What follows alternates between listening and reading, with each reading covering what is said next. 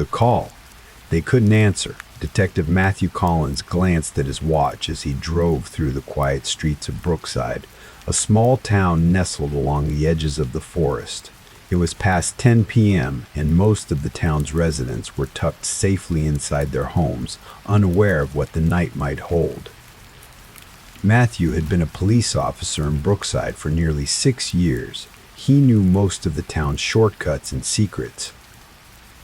Tonight, he was starting an evening shift with Officer Lisa Green, a sharp and dependable partner who had recently transferred from a busier precinct. Together, they hoped for a relatively uneventful night. Not something guaranteed in their profession, but something they both silently wished for. As Matthew arrived at the police station's parking lot, Lisa was already waiting beside her cruiser, scrolling through her phone. They shared a nod of greeting before heading inside. "I've reviewed the reports," Lisa said after the briefing. "Small town, but you do get your share of strange calls." Matthew nodded. "Yeah, mostly break-ins, domestic disputes, the usual. But something tells me tonight might be different." Lisa smiled. "Let's hope you're wrong." About an hour into their patrol, the dispatch crackled to life. "Dispatch to Collins and Green. We have a report of suspicious activity at 47 Willow Street." Neighbors heard screaming and strange noises. Matthew exchanged a glance with Lisa. "Let's check it out." Willow Street was a quiet residential area, the kind with dim streetlights and families who liked their privacy. When they arrived, the house at number 47 stood out. The porch light was flickering erratically, casting eerie shadows across the front yard. "Dispatch, we're on scene," Lisa radioed. The street was eerily silent except for the faint hum of the wind. Matthew and Lisa approached the front door cautiously. It was slightly ajar, creaking on its hinges like an invitation to something malevolent. "Hello?" Matthew called inside. "This is the police. Is anyone here?" No response. Lisa checked the door's frame. No signs of forced entry. Maybe someone left in a hurry. "We'll do a sweep," Matthew said, pulling out his flashlight. Inside, the house smelled stale, like it hadn't been aired in days.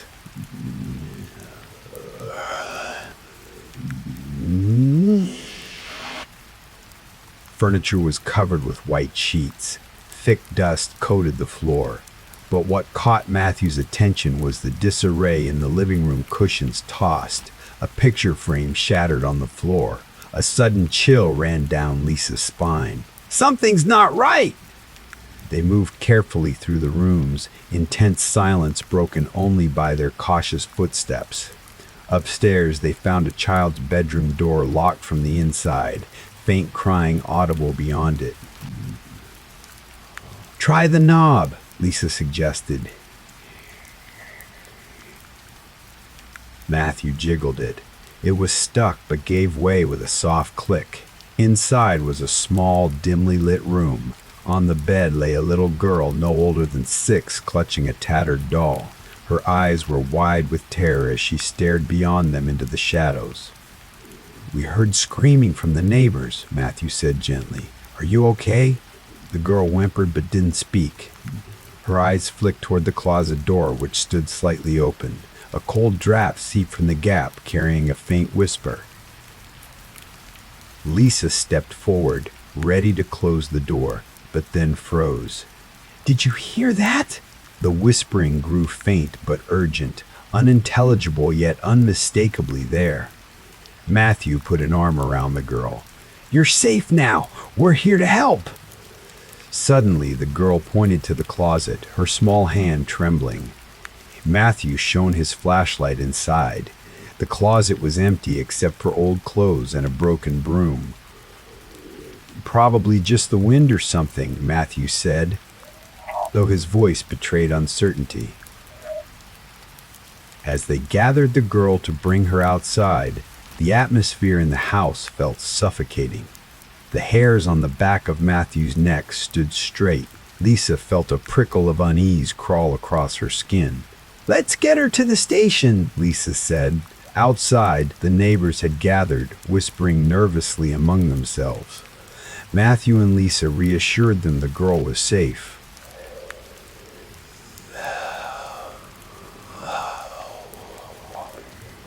safe. Attempts to contact her parents yielded no answers, both missing for days, no known relatives nearby. Matthew sat in the interrogation room watching the girl sleep on the bench. The older officers shook their heads silently. This wasn't their first encounter with something they couldn't explain. Days went by, but the girl remained silent, and strange reports began flooding dispatch. Dubious calls about figures seen in the woods, faint wailing heard near the river, unexplained lights flickering in the abandoned mills on the outskirts of town. Matthew and Lisa took turns investigating, but nothing tangible emerged. One stormy night, Lisa picked up a call from a panicked man reporting a shadowy figure outside his farmhouse. Upon arriving, she found the house eerily quiet, no sign of the caller or the figure. Before she could radio for backup, a sudden, overwhelming cold enveloped her. The hairs on her arms stood on end, and she heard the unmistakable whispering, soft, sinister, and beckoning. She rushed back to the cruiser, hands shaking. As nights turned darker and the incidents escalated, Matthew began questioning what they were dealing with. One evening, returning from a fruitless search through the woods, Matthew spotted a lone figure walking along an empty stretch of road. The figure was backlit by the dim glow of a street lamp, a woman in a long dress staring wordlessly ahead. Matthew called out, but she didn't respond. As he slowed, the figure vanished into thin air. His radio crackled urgently, Lisa's voice tense. "Matthew, you need to get back. There's been an incident." Returning to the precinct, Matthew found chaos. Reports flooded in simultaneously, local families disappearing, pets vanishing, and sightings of shadowy figures multiplying. Yet every time officers ventured out, they found only silence, abandoned homes, or empty fields. The town's mayor called for a curfew. The people began locking doors early, eyes darting nervously at every shadow. Matthew's own grip on reality weakened. Conversations with locals revealed whispered legends of the land, stories of a forgotten tragedy haunting the town, souls trapped in yearning. He and Lisa worked tirelessly, but every lead dissolved into eerie silence. One night, the dispatch screamed to life. A frantic call from a woman claiming her children were missing, taken while she sat in her living room.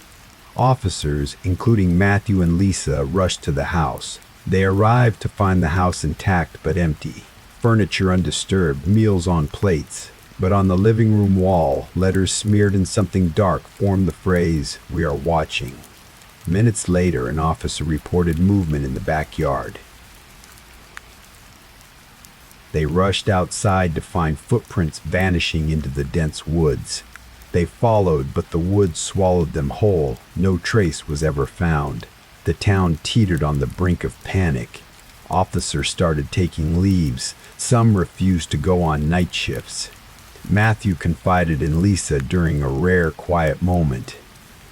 "We can't fight what we don't understand," he said, exhaustion heavy in his voice.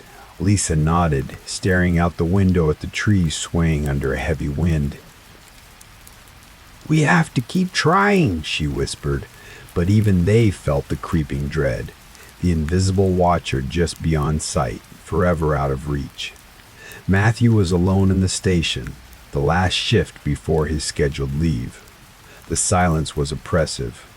Suddenly, the phone rang, an unknown call. "Help us!" A whisper came, distant but chilling. Then the lights flickered, the temperature dropped. A shadow passed just beyond the door's glass. Indistinct, ghastly.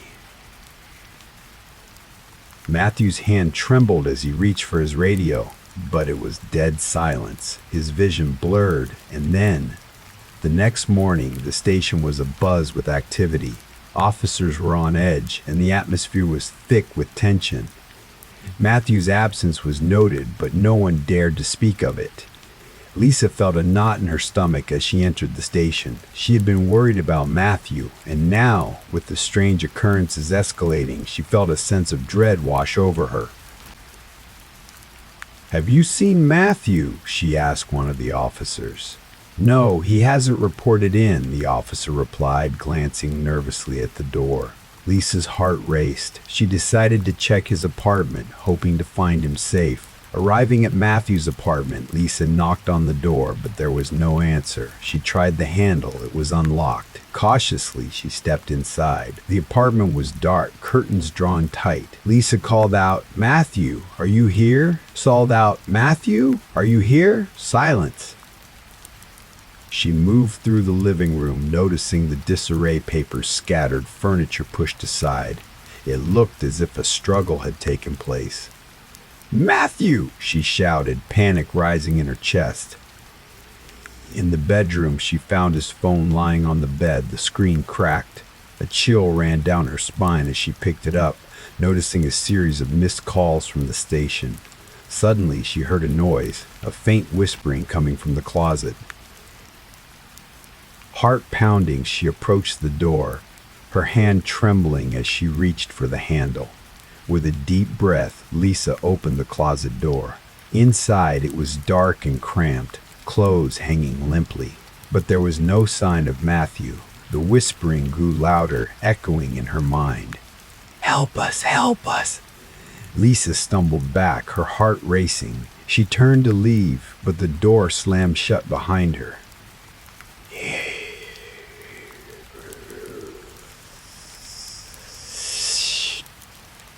"Matthew!" she screamed, desperation clawing at her throat. The whispers intensified, swirling around her like a storm. Shadows danced in the corners of her vision, and she felt a cold breath on her neck. "Join us! Join us!" With a surge of adrenaline, Lisa threw herself against the door, and it finally gave way. She stumbled out into the living room, gasping for breath. Lisa rushed back to the station, her mind racing. She needed to find Matthew before it was too late. As she entered, the atmosphere was thick with tension. Officers were gathered around the dispatch desk, their faces pale. "Lisa," one of them called, "you need to see this." They turned the monitor toward her, displaying a live feed from a nearby park. The screen showed a group of people gathered, their faces twisted in fear. In the center stood a figure, cloaked in darkness, whispering to the crowd. "Help us! Help us!" Lisa's heart sank. "Yeah, that's Matthew!" she shouted, pointing at the screen. The officers scrambled to grab their gear, but Lisa felt a sense of dread wash over her. "No, we can't go out there. It's a trap." But it was too late. The officers rushed out, leaving Lisa behind. Lisa paced the station, anxiety gnawing at her. She couldn't shake the feeling that something terrible was about to happen. The whispers echoed in her mind, growing louder with each passing moment. Suddenly, the lights flickered and the radio crackled to life. "Dispatch to all units, we have a situation at the park. Officers are down. I repeat, officers are down." Panic surged through Lisa as she grabbed her gear and rushed out the door. She had to find Matthew.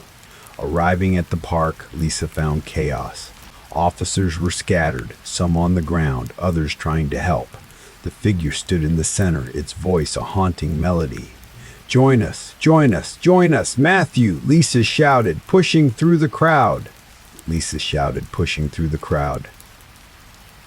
She spotted him, standing motionless, eyes glazed over.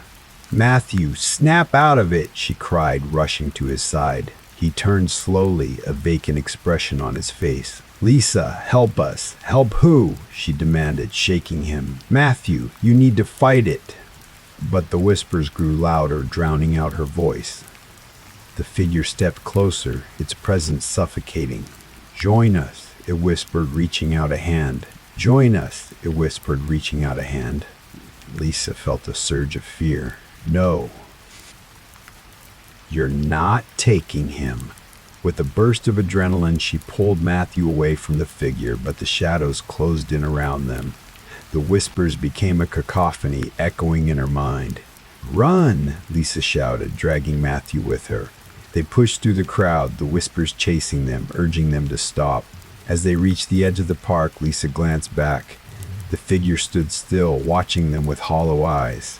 "Keep going," she urged, pulling Matthew along. "Keep going," she urged, pulling Matthew along. They ran until they reached the safety of the station, slamming the door behind them. Lisa leaned against it, gasping for breath. "Are you okay?" she asked, looking at Matthew. He blinked, confusion clouding his eyes. "What happened? You were under its control," Lisa said, her heart racing. "We need to figure out what's going on." The next few days were a blur of confusion and fear. Matthew and Lisa delved into the town's history, searching for answers. They uncovered stories of a tragic event, a fire that had consumed a family in the woods decades ago, leaving behind restless spirits. As they pieced together the puzzle, the incidents escalated. More families went missing, and the whispers grew louder, echoing through the town. One night, as they reviewed the reports, Matthew's phone buzzed. It was a message from an unknown number. "Help us. Join us. Who is this?" Matthew muttered, his face pale. "I don't know," Lisa replied, her heart racing. "But we need to find out." Determined to confront the source of the whispers, Matthew and Lisa returned to the woods where the fire had occurred. The air was thick with tension, and the shadows felt alive. "Are you ready?" Lisa asked, gripping her flashlight tightly. Matthew nodded, steeling himself.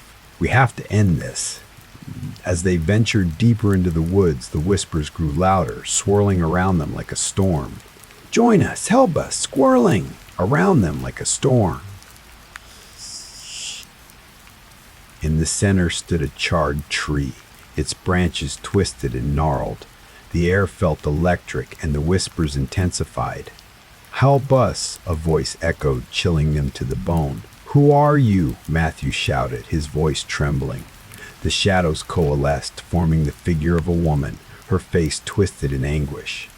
"We are the lost, the forgotten." Lisa felt a chill run down her spine. "What do you want from us? Join us."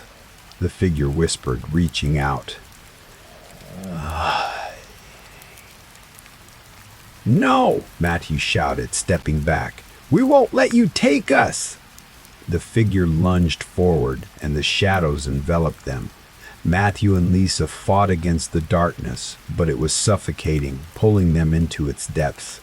"Fight it!" Lisa screamed, but the whispers drowned out her voice. Suddenly, the world around them shifted. They found themselves back in the station, surrounded by officers, but something was off. The faces were blank, eyes hollow. "Help us," whispered in unison. Matthew and Lisa exchanged terrified glances. "What's happening?" Matthew asked, panic rising in his chest. The shadows closed in again, and the whispers grew louder. "Join us! Join us!" In a moment of clarity, Matthew realized they had to break free from the cycle. "We won't join you!" he shouted, his voice breaking through the chaos. The shadows hesitated, and the whispers faltered. "You cannot escape!" But Matthew and Lisa pushed through, fighting against the darkness.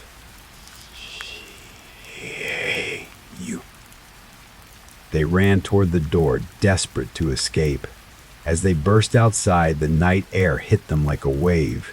They stumbled into the street, gasping for breath. "Did we make it?" Lisa asked, her voice trembling.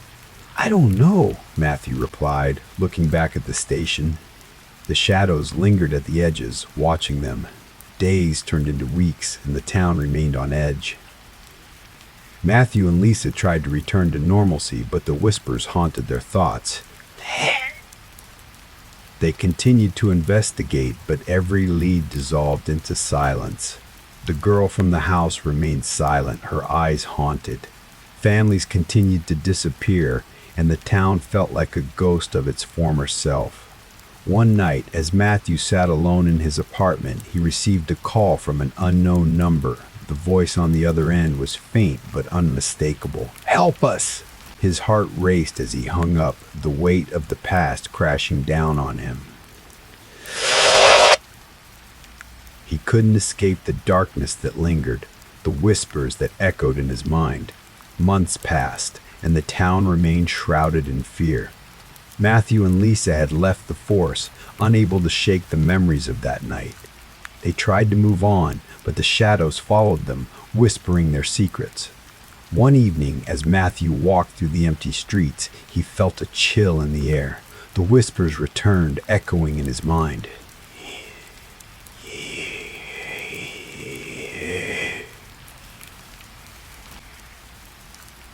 The darkness felt alive, watching him from the shadows. From that day, I still remain thinking about it. The calls we couldn't answer, the voices we couldn't trace, and the presence we could never see but always felt. The town of Brookside stood as a reminder of the darkness that lurked just beyond sight, forever haunting those who dared to listen. Thanks for watching. The veil between our world and theirs is thinner than you think. Each like, each share, each subscription strengthens the connection. Feed the channel before it feeds on you.